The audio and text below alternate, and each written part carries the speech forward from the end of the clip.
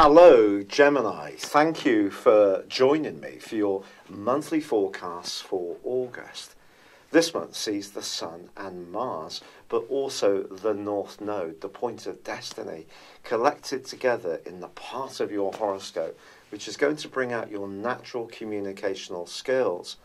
Of course, there are also two highly influential eclipses. The first, on the 7th, occurs in your sister air sign of Aquarius. And this is going to be linking to Jupiter, which is very much to do with growth, optimism, and positivity. This particular lunar eclipse will feed into the solar eclipse, the black moon, which occurs on the 21st. And in the second half of this year, I do feel that you're going to be connecting with people in a very vivid and exciting way. Not least that Saturn, the planet of structure, which has really been causing some restrictions around your relationships over the last 2 years or more, well, that's going to come to the end of its retrograde, which has been going on for 5.5 months. By the end of this year, Saturn will have moved out of this area, and it could be a deeper involvement that you're going to be contemplating over the following 2.5 years. So let's just go back right to the start of this month. So the buzzy energy of the Sun, Mars, and also the North Node is going to give you a lot of conviction around your ideas, and you can find the need to propagate them out to a wider audience, particularly if you're a very creative person. If you love travel, this can be a very interesting time. But Uranus, the planet of change, the planet of independence and freedom, is going to be taking a backward step itself from the 3rd, and that will go on for the next 5.5 months. So what's this suggesting?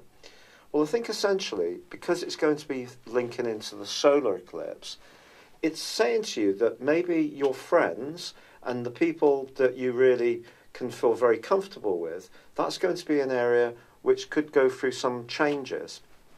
You may find yourself more desirous of people who are a little more left field, who are much more individualistic in their approach. Or you may find yourself wanting some more space from long-standing friendships, not necessarily bringing them to a close, but just having a shake-up in a way which makes you feel that your ideas and a sense of excitement and refreshment and verve is buzzing around your situation in the way that you crave. But there is a supreme irony, because Mercury, your ruler and the planet of communication, is actually marooned in a very quiet part of your situation. So what does that say? Well, because it's going to be in the sign of Virgo for the whole of this month, I think it just suggests that whatever bright and bubbly and buzzy stuff's going on, it's going to be the most sincere parts of that which really gets you thinking.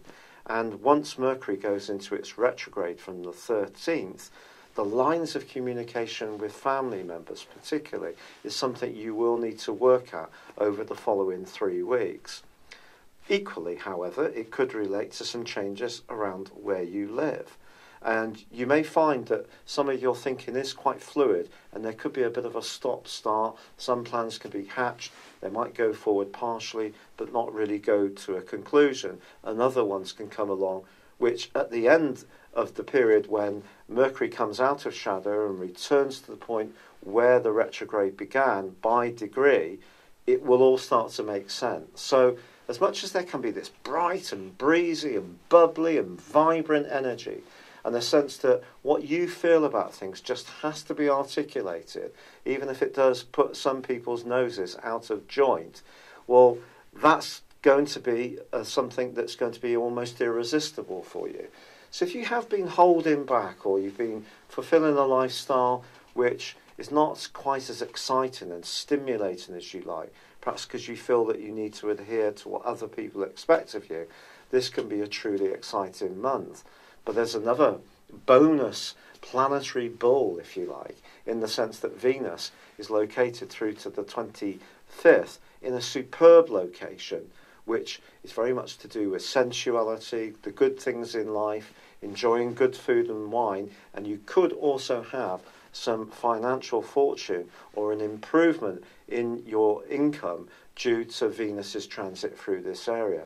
As ever, Venus in the second house is asking us to enjoy the good things, but not to enjoy them to the point where perhaps we break a diet that's really important to us, or eat too much sugar, or actually spend more money than we actually have coming in, because those goodies, and those calorific goodies particularly, become so tempting we can't resist them.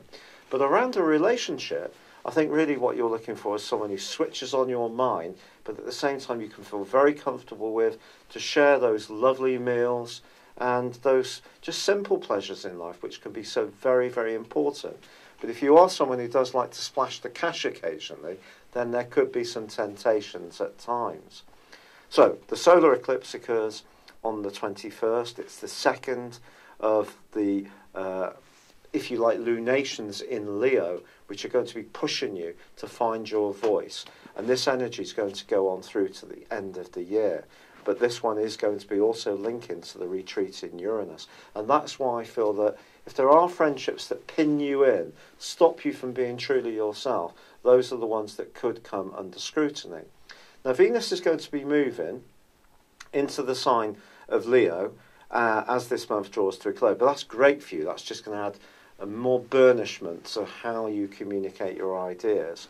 But with the Sun moving into Virgo on the 23rd, and the rotation backwards of Mercury already in this area, it's really not going to be a surprise if you do just want to retreat a little bit back into your own self and have time to just ponder things, mull things over.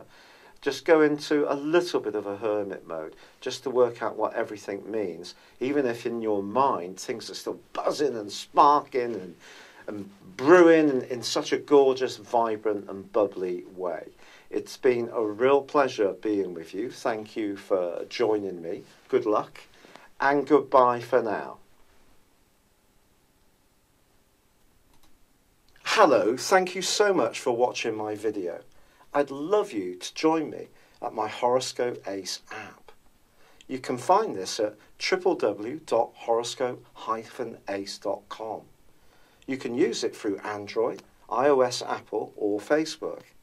Check out your ascendant or your moon sign, or download your free birth chart. There's all your favourite videos, plus there are daily, weekly, monthly and yearly horoscopes for general, love, Chinese and Indian astrology. If your passion is tarot, there's my brilliant 3-card money or love tarot readings too. And it's all there at www.horoscope-ace.com. Thank you.